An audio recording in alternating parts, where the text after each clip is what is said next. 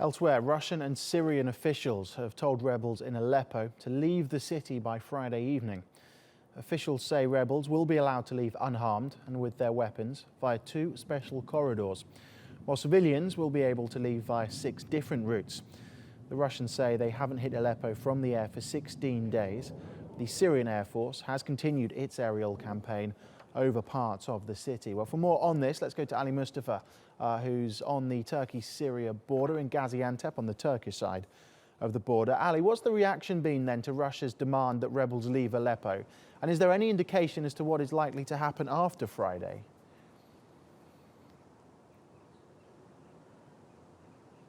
If you are to speak to activists on the ground, they say the Russians are picking up the rhetoric, are increasing their warnings against the rebels to leave in this 10-hour air moratorium on eastern Aleppo in preparation and anticipation for another major offensive by the regime and the Russians. But the rebels aren't buying it. They're saying that we aren't going to leave. They're going to stay in eastern Aleppo. They're going to continue the fight in districts of western Aleppo. Keep in mind that the rebels launched an offensive to break this months-long siege by the regime of rebel-held eastern Aleppo over the weekend.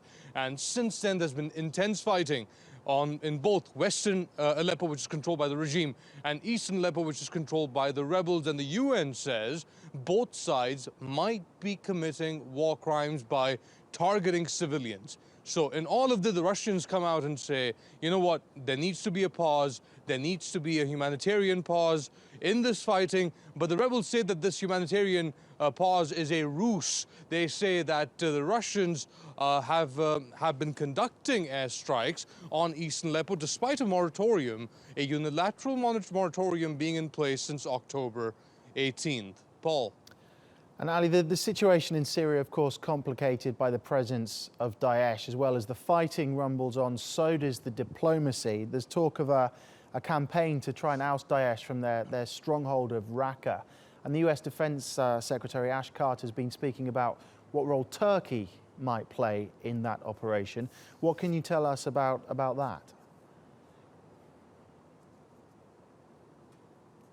So there's so many different fronts in this fight, Paul. On the one hand, you have eastern Aleppo between the rebels and the regime.